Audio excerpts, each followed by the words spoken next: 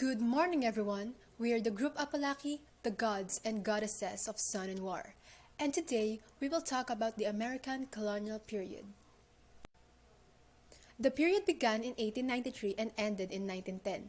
It is divided into three periods, namely the period of reorientation, the period of imitation, and the period of self-discovery and growth. But before we start, I want to present a poem by Juan F. Salazar. Vacation days at last are here, and we have time for fun so dear. All boys and girls do gladly cheer this welcome season of the year. In early June in school we'll meet, a harder task shall we complete, and if we fail we must repeat that self-same task without retreat. This poem was anthologized in the first collection of poetry in English, namely the Filipino Poetry edited by Rodolfo Dato. So, how can we call it a Filipino poetry if it is in English? Just like how can we call a Filipino song an OPM if it is in English? So, this is where the American colonial period begins. And before we start, I want to say that we are all unique yet inspired. The period of reorientation happened during the year 1898 until 1910. During this period, the phrase reorientation was coined. English as a literary visual came the American occupation on August 13, 1898, and as they say, a choice bestowed on us with history. By 1900, English came to be used as a medium of instruction in public schools. In 1898, American soldiers came to supposedly liberate the Filipinos from the clutches of the Spanish conquerors called Battle of Manila. In this year, the government made efforts to establish a secular educational system, establishing the Universidad Literaria de Filipinas as a secular state-supported institution of higher learning. In 1900, English was at first taught as a subject as the Spanish system of education was allowed to continue. English became a medium of instruction in all Philippine schools. When Americans came over in the year 1888, when they finally annexed the Philippines, in the end, they took away choices from us Filipinos. In school, Filipinos were taught to learn through the medium of instruction of English American. That's a part of the process of the Americanization of the Filipino, in that sense, imperialism and now, young nihilism. The university was first established as Philippine Normal School on January 21, 1901, but it officially opened on September 1, 1901. So Philippine Normal University celebrates its founding anniversary on September 1st. It provided pre-primary education with English as the medium of instruction, and Philippine Normal Schools serve as the training ground for Filipino teachers to take charge of elementary education. Since when education with English as the medium of instruction started, the Thomasites, or volunteer American soldiers, became the first teachers of Filipinos. In 1949, the Philippine Normal School was renamed as Philippine Normal College. PNC established branches in different parts of the Philippines. Aside from the creation of campuses, the college expanded its services and offered 4-year courses, as well as it developed English and Filipino textbooks and teacher's manual for the use of public elementary and secondary schools nationwide. In 1944, after World War II, the buildings were affected, so they had to be repaired under the Philippine Law Rehabilitation Act of 1946. On December 26, 1991, by the Republic Act No. 7168, Philippine Normal College became a university. All in all, PNU has contributed a lot in the field of education, as it is one of the oldest universities that is still functional in the present, and it plays a huge role in transforming literary works and teachers. Lastly, Philippine Normal University became the Center Excellence in Teachers Education in 1993. The University of the Philippines was created on June 18, 1908, and by 1911, the university had an enrollment of 1,400 students. After 4 years, its enrollment has almost doubled. Before 1910, the American colonial government encouraged young men and women to get higher professional education as much as possible in American colleges. In 1903, the Philippine Commission passed an act to finance the sending of 135 boys and girls of high school age to the United States to be educated as teachers, engineers, physicians, and lawyers. The pensionados, as they came to be called, were to serve in public service for 5 years after their return from their studies. After the establishment of the University of the Philippines, scholarships were offered in advance. Philippine Commission introduced vocational education in the Philippine school system, but they found out that industrial and vocational courses were very unpopular with Filipinos. Since Spaniards' colonization, middle-class Filipinos had developed a general disdain for manual work and preference for prestigious education and professions. Scholarships were thus offered by government to attract a sufficient number of students. In terms of literature, Zarzuela started in 1893. However, as soon as Severino Reyes popularized new dramatic forms, the old forms slowly disappeared. We have two types of zarzuela before. First is about advocating independence. In the first period of American regime, the theme was no longer about Christians and Muslims, but between Filipinos and Spaniards. The stage play stories were critical to the United States, or it tackles about advocating independence. Some of the examples are Juan Abad Santos Talikalang Ginto, Aurelio Tolentino's Kahapon, Ngayon at Bukas, and Luhang Tagalog, Thomas Remigio's Malaya, and Juan Matapang Cruz, Hindi Ako Patay. On the other hand, we also have the less critical and revolutionary. Some of the examples are Sandugong Panaginip, that was translated in Tagalog by Pedro Paterno, Tatlongpung Salapi, Kalahati, and Pulong Pinaglahuan. This is Severino Reyes who popularized the new forms of zarzuela. And this is Pedro Paterno who translated Sandugong Panaginip in Tagalog. Tagalog prose fiction is a made-up story that is frequently written down and told in ordinary conversational language, just like Lope K. Santos sa Lawakang Pag-ibig, Modesta Santiago's Pagsintang Naluoy, and Valeriano Hernandez Tenas, Unang Bulaklak. Authors of this prose were sentimental and often more for romantic escapades than for burning issues of the day. In poetry, noteworthy names in this field include Marcelo de Gracia Concepcion, Jose Garcia Villa, Angela Manalang Gloria, Abelardo Subido, Trinidad da Rosa Subido, and Rafael Zulueta da Costa.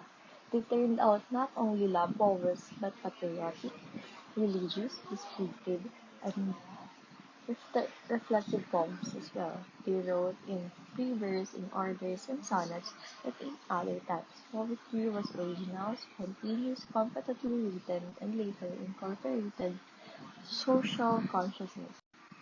So this is Lope K. Santos, the one who wrote Salawahang Pag-ibig.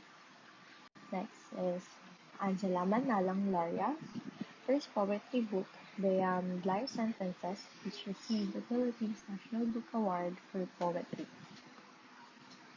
Trinidad da Rosa Subido wrote about the Filipino woman's experience using English language during and after the American colonial period in the Philippines. Jose Garcia Villa, his notable works include The Concord Angel, The Emperor's New Sonnet, and Footnote to You. And lastly is Rafael Zulueta da Costa, his most famous works like Fabalata and other poems. which won the Commonwealth Literary Award for Poetry in 1940. Here are the other examples of Philippine literature during American colonial period. The period of imitation, year 1910 to 1924. We were holding the pioneers in short history writing. These were then grouping their approach into imitating American and British types, which ended in a stilted, artificial, and unnatural style, lacking vitality and impulse. By 1919, the UP College published the literary compositions of the first Filipino writers in English. In 1919, the UP College folio was later replaced by the Philippine Collegian. In 1920, the Philippine Herald, the first Filipino daily in English, was founded. In 1924, the Philippine Review, the Independent Rising Philippines and Citizens, and the Philippine Education Magazine. In 1927, the Bureau of Education published Philippine Prose and Poetry, which was adopted as a textbook. They pioneered in English poems. Essays, the noted essayists of this time were Carlos P. Romulo, George C. Bocobo, Mauro Mendez, and Vicente Hilario. Their works were truly scholarly seen as sobriety, element, and framework. They excelled in the serious essay, particularly the editorial type. The next number of writers presented the simple essay, criticism, and the journalistic column. Let me introduce the first two Filipino authors of this period, namely Fernando Maramag and Zoilo Galang. Characteristics of literary works. Heavily imitates American and English models. Fernando Mamuri Maramag was born on January 21, 1893 in Ilagan, Isabela. He was educated in the Philippine Normal School and then transferred to the University of the Philippines. He worked as a teacher at the Instituto de Manila, which later became the University of Manila. Maramag is also a writer and editor in several magazines. He worked at Rising Philippine Citizen, Philippine National Weekly, Philippines Herald, and the Tribune. He also performed duties for Publication Division of the Department of Justice, and later on was transferred to the office of the President of the Senate under Manuel L. Quezon. Fernando Maramag was a poet and essayist. He translated the Ibanag folk songs into English, including the Cagayanon Labor Song, translations of an orphan song, and last, the Cagayanon Pisan Song. His poems are entitled To a Youth, The Atheist, and The Moonlight on Manila Bay. The essays of Maramag were anthologized in Leopoldo Yabes, Filipino Essays in English from 1910 to 1954. Fernando Maramag died on October 23, 1936.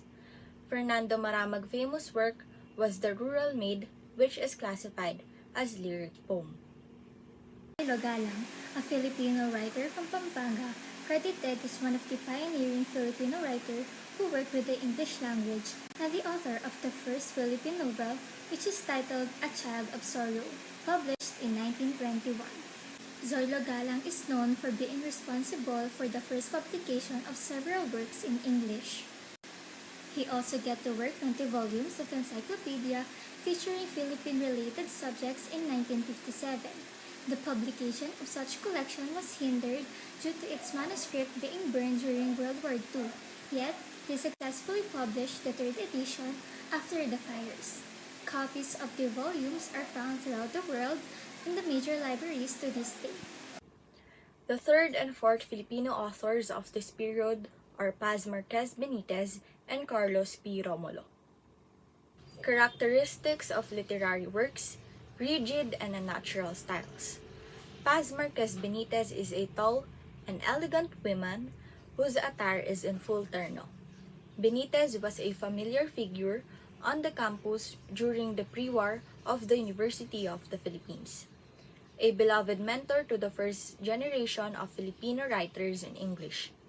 She had an enduring influence on the emergence and development of Philippine literature in English. Benitez was born from a prominent family in Quezon Province in the year 1894.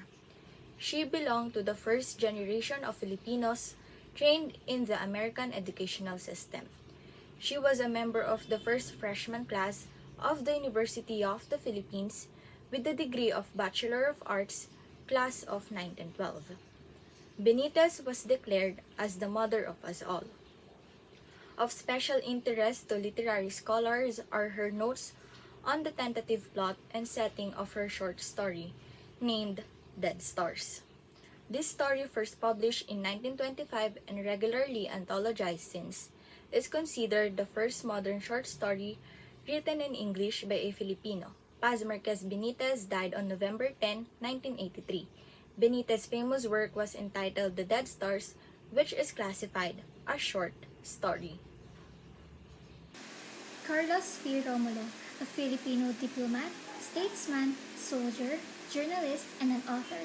He was a reporter at 16, newspaper editor by the age of 20, and a publisher at 32. You can definitely see that he is a dedicated man, as Carlos Romulo is the only Filipino journalist who won the National Pulitzer Prize for his outstanding public service and achievement in American journalism, letters, and music. His prominence proved that he is a trusted spokesman of America.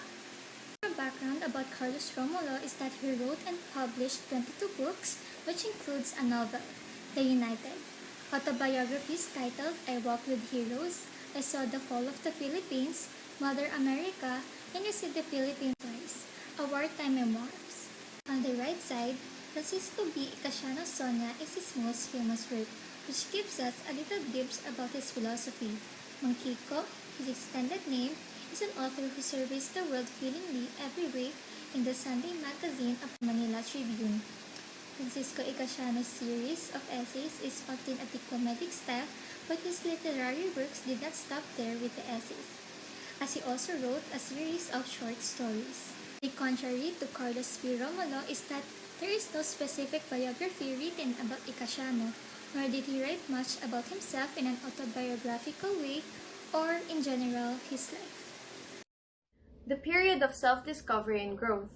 During this period, writers have acquired the mastery of English writing, confidently and competently. They also wrote about many themes, including love and youth, composed in free verse, sonnets, odes, and elegies. And the authors even started writing novels and dramas. Advancement on the publication of written works or short story.